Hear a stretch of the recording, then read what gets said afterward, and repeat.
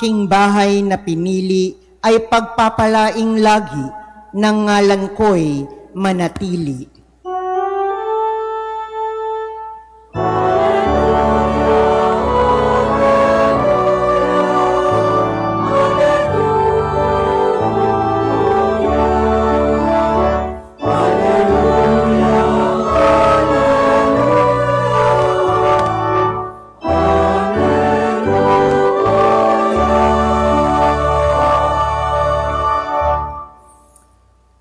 Sumainyo ang Panginoon. At sumaiyo rin. Ang mabuting balita ng Panginoon ayon kay San Juan. Papuri sa iyo, Panginoon. Malapit na ang Paskwa ng mga Hudyo. Kaya't pumunta si Jesus sa Jerusalem. Nakita niya sa templo ang nagbibili ng mga baka, mga tupa at mga kalapati, at ang namamalit ng salapi. Gumawa siya ng isang panghagupit na lubid at ipinagtabuyang palabas ang mga mangangalakal, pati mga baka at tupa. Isinabog niya ang salapi ng mga namamalit at pinagtataob ang kanilang mga hapag. Sinabi niya sa mga nagbibili ng kalapati, "Alisin ninyo rito ang mga iyan. Huwag ninyong gawing palengke ang bahay ng aking ama." Naalaala ng kanyang mga alagad na sinasabi sa kautusan, "Ang aking malasakit sa iyong bahay ay parang apoy na nag-aalab sa puso ko."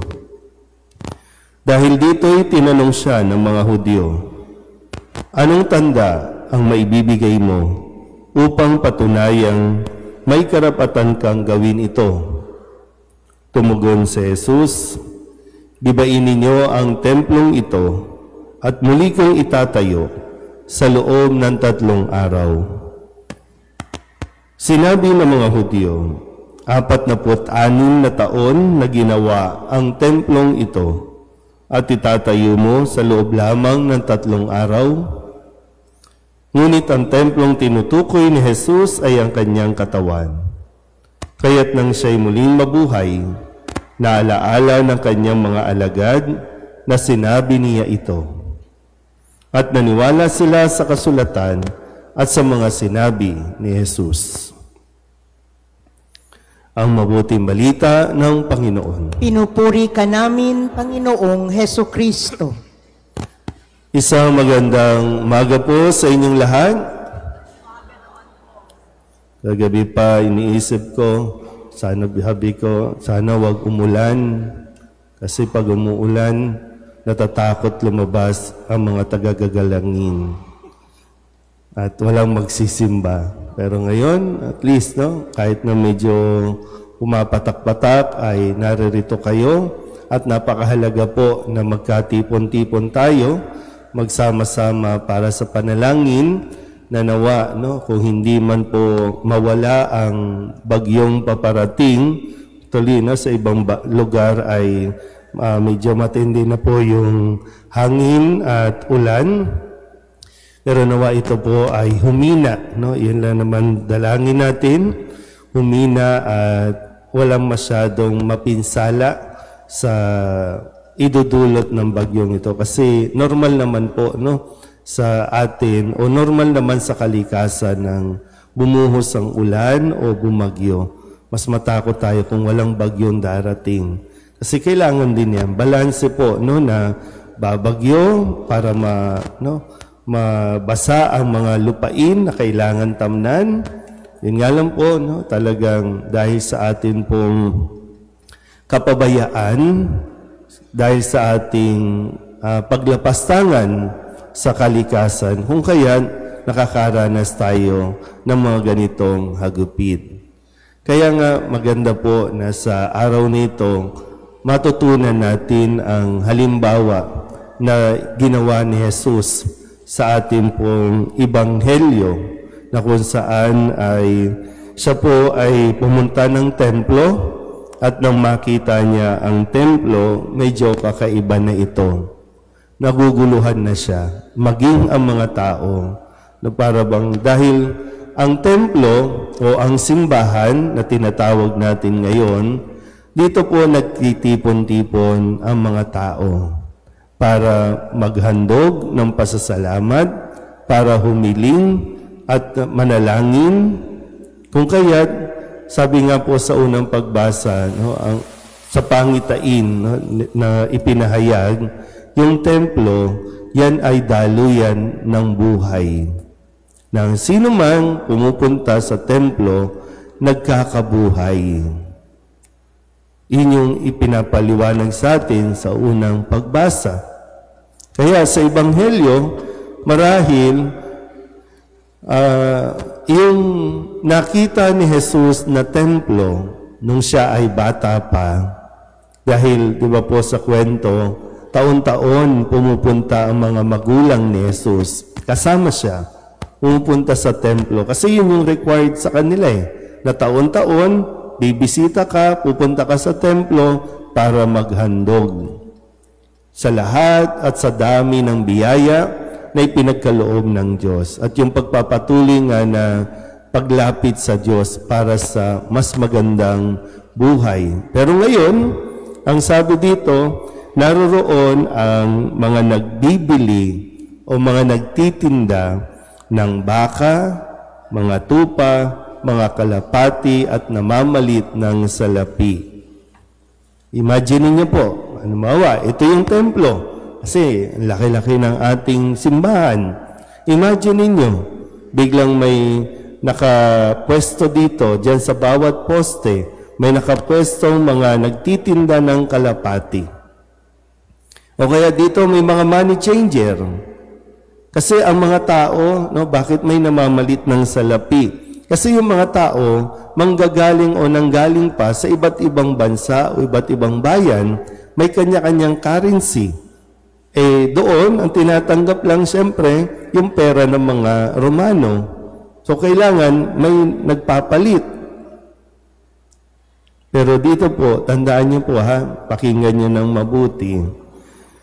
Ipinagtabuyang palabas ni Jesus ang mga mangangalakal, pati ang mga hayop na ipinagbibili. Ipinagtabuyang palabas. Kaya ibig sabihin, yung iba lumalabis na, nasa loob na ng templo. Nakuha niyo po ba? Kaya nagalit na si Jesus. At yung galit na ito ay nanggagaling sa kanyang malasakit.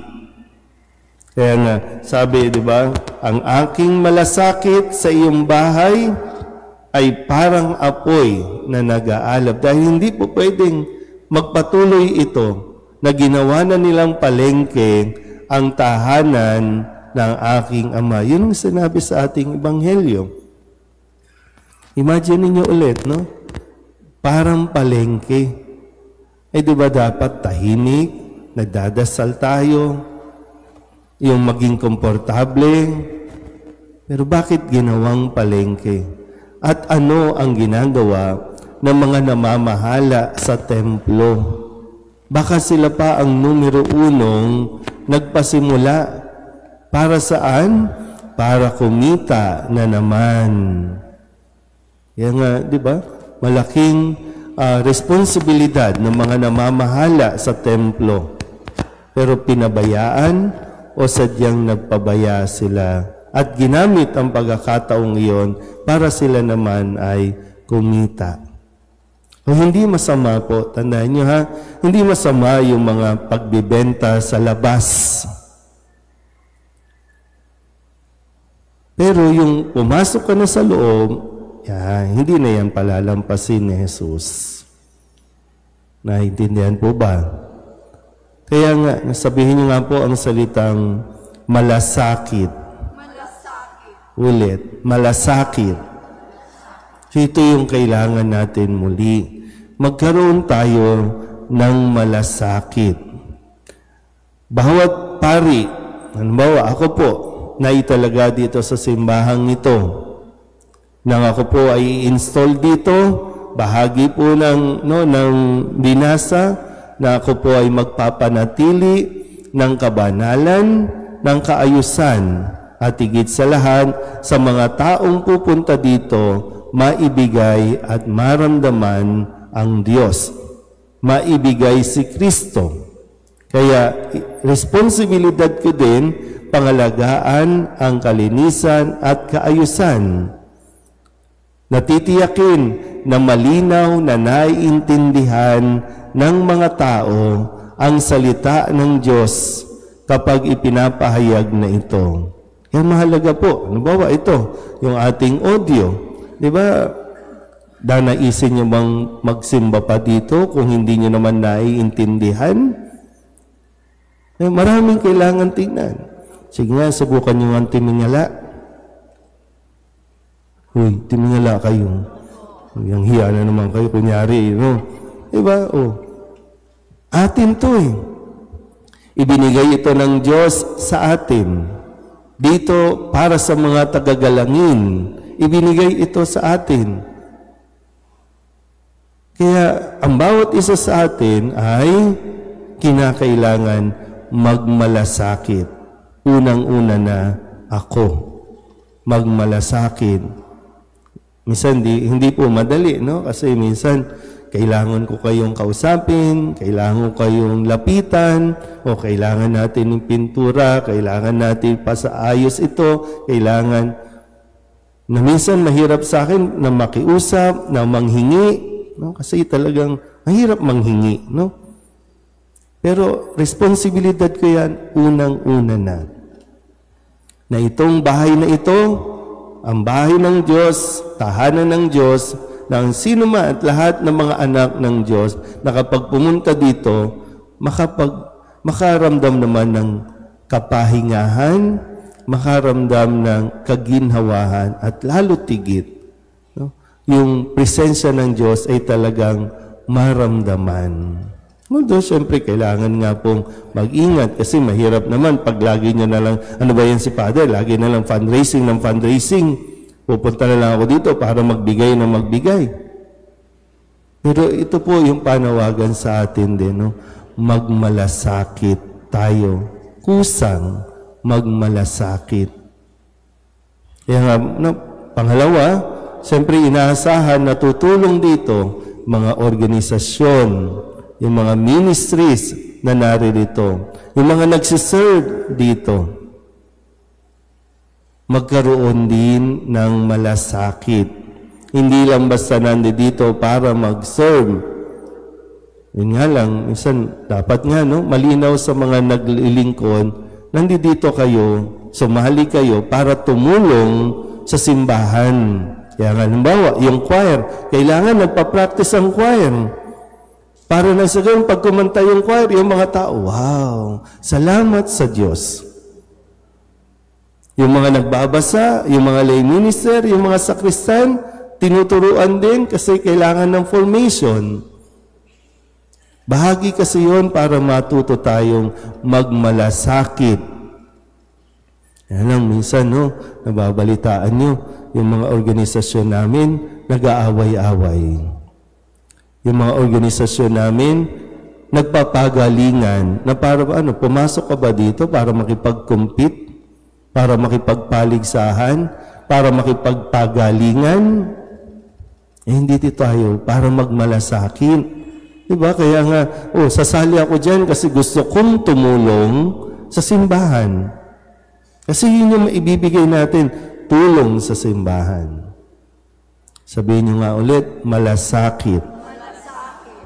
Sabi sa ikalawang pagbasa, sa ipinahayag, no, sa sulat ni San Pablo, sabi niya, pinapaalalahanan tayo na tayo rin, kung tayong nagtipon-tipon ngayon sa templo at tahanan ng Diyos, sabi niya, tayo rin ay ang templo ng Diyos, ang mga tao.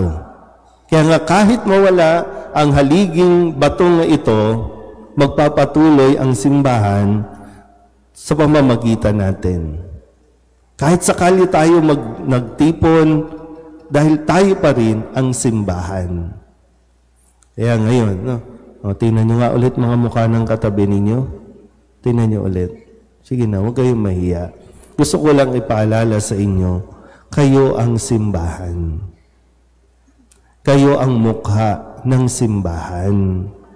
Kaya yan, marami sa inyo nakikiisa sa panalangin natin at panawagan, matigil na ang korupsyon. Kaya marami nakikiisa sa pagsusuot ng puti para ipahayag ang atin pong hindi tayo sang-ayon at hindi tayo nagiging masaya sa nangyayaring nakawan. Dahil dito sa mga korupsyon na ito, sa kawalang malasakit ng mga inaasahan, naranasan ulit itong hagupit ng bagyong si Tino. At hindi lang si Tino ang dumating at marami pang darating. Ngayon, maraming templo ang lubog, pinanghihinaan ng loob, nanlalamig pa sa hanggang ngayon, nagsisiksikan sa mga evacuation center, hindi malaman paanong babangon, hindi malaman paano magsisimula ulit. Dahil sa kawalang malasakit ng iilan. Pero kung mas maraming magmamalasakit, mas magiging madali at mas mararamdaman natin ang pagmamahal at presensya ng Diyos. Sabihin niyo nga ulit, malasakit. So hindi yung malasakit noon ay pinakita ni Kristo. So hindi tayo pwedeng tumatahimik lang. Pag alam ninyong may nangyayaring pang-aabuso na, kahit dito sa ating simbahan, magsalita kayo. Para hanggat maaga, malinis natin, maituwid natin ang anumang mga dapat na ituwid para magpatuloy ang tahanang ito ng Diyos. Amen.